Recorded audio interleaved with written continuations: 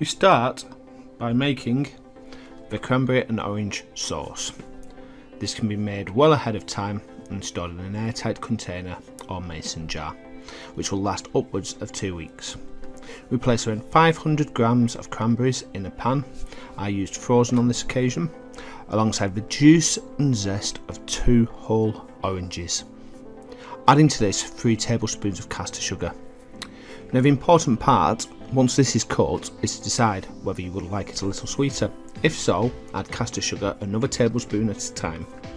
I quite like the bitterness of cranberry sauce and therefore do not want it over sweet. We simmer this in a pan for around 10 minutes or until the cranberries start to burst. We can then let this cool before placing it in the mason jar and placing it in the refrigerator. Thank you very much for watching. If on Facebook, please feel free to comment, share, save or follow the page. Remember, my videos do appear first on YouTube, so make sure to subscribe over there.